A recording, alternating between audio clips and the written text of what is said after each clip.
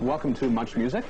Thank you. You've done one show in Canada so far on the 7th Star Tour, which was April the 1st, April Fool's Day, in Montreal, along with Wasp. This seems to be a fairly good double bill. Blackie Lawless was in yesterday with Erica M on the Power Hour. He's saying that it was a great pairing, Black Sabbath, together with Wasp. It's been great, it really has. The old bill's been real tremendous, yeah.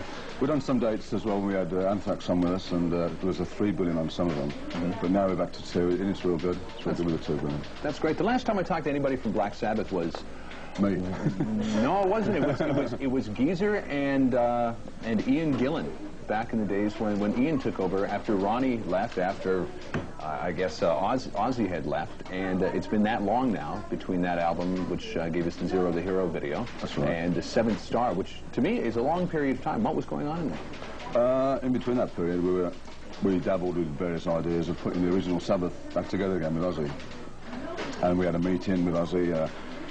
And we said we'd put the band back together at a particular point, a year time from when we met, you see. And then this Live Aid thing came up in between, and we'd done that. And then we decided we'd have the meeting again, and we decided we wasn't going to put the original band back together again. Really? Yeah. Because when I saw you together at Live Aid, I thought, this is it. I mean, we saw somewhat of a Led Zeppelin reunion as well, as much as you could put it back together. But the Black Sabbath reunion, to me, seemed to say, you know, this...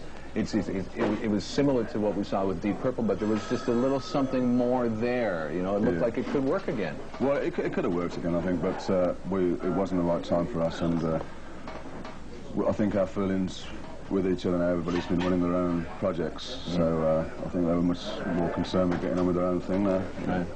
Now, you're the only original member of the band left now. Do you feel like you're kind of, if you will, carrying the cross yourself? Oh, yeah. Yeah, I like it this way, actually. We can get it much more organised now, and when there's 4 members in the band and everybody's got equal decisions, or 5 members or whatever, it gets too confused, you know. If you want to say, we want to arrange to have a meeting at a certain date, everybody going, well, I can't make it today, and the other one says, well, I can, well, I can't. When there's one of you, just get there and do it and sort all the problems out there and then, you know. And when are the other people more or less hired hands then? Well, they're part of the band now, but you know, it's just one decision. They have to listen to you a little more than, say, Geezer would. No, I'll make the decisions in the band. Yeah. Right, right.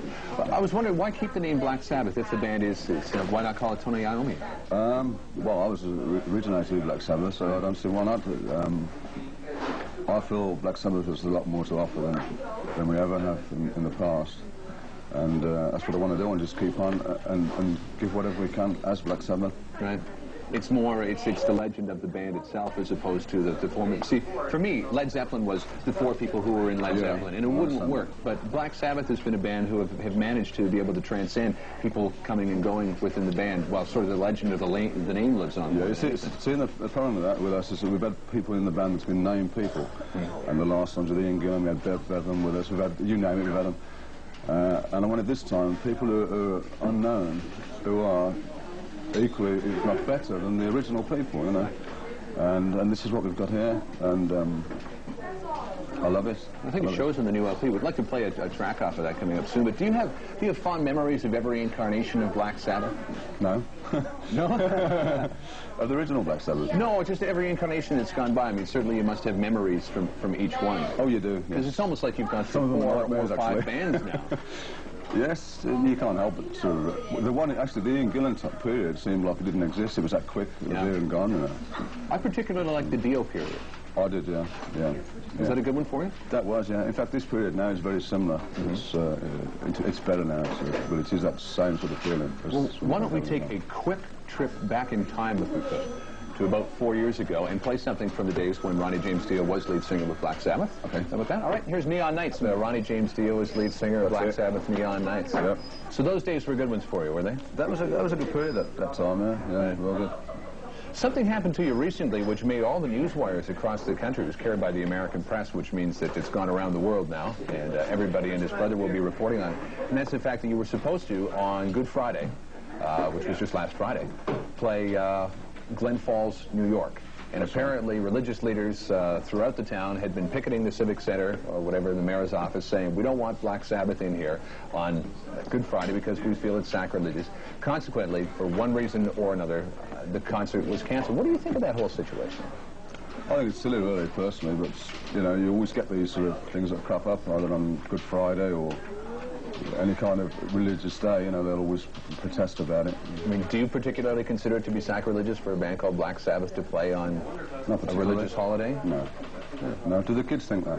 I don't think that the fans of the band think that. It's interesting, though, the way that some people who probably know nothing about it Well, that's right. take offense to it. That's right. Have you been running into that for the last 15 years? Yes. Yes, we've had that ever since day one of people trying to ban us from, you name it, we've been banned from it. On the radio, TV, functions, just anything to do with playing in towns or on special days or just all the time. Right. Well, tell us about yourself. I mean, do you have goat's heads sitting in pots boiling on your stoves? And have you... No, they're off stage. We eat them after. No. You get skulls laying about the house or pentagles drawn in the middle of your floor? No, it's not that bad. It's not that bad. I mean, I'm not going to tell you. Yeah, you seem to be a normal guy. I don't think that there's any sort of satanic... Oh, yes, yeah. Well, the other one is well hidden. It is. Pardon? This is live, isn't it? Yes, it is. Glad you said arms. Another situation that recently happened was that Glenn Hughes was lead singer of the band when you did the 7th Star LP. Right. For me, I mean, he sounded great on the LP, but suddenly we heard that it was almost like right after the Glen Falls incident that suddenly Glenn Hughes is off the tour and you have a new lead singer by the name of Ray Gillen, a guy from New Jersey, who I have never heard of before. What happened with Glenn and how come Ray's back in now? Or Ray's in now? Well, Ray's in there, yeah. Well, Glen Falls, bike, boo-boo. It just wasn't working with Glenn. Record-wise, it was fine. It worked good, but then again, Glenn had a long time, a period to be able to sing on the album. He could rest his voice and then, you know, sing the tracks as we went on. But when he got on stage, his voice just went. Right. And I think he got a lot of stage fright too. He hadn't been on stage for like 4 years, you know. And perhaps he said 4 years, finally I'm on the road again, Yahoo, and maybe over. Yeah, I think he just couldn't handle it at all. You've known him for what, 15 years? Yeah, a long time. I've known him for a long time. Did he have faith in him to take him on the road? Well, obviously we had faith in him to take him with us, to even use him on the album, because a lot of people were saying it's never going to work, it's never going to work. And we got as far as the album, and that worked. Mm-hmm. And so we thought, yeah, let's try it, take him on the road. If it'll work, great.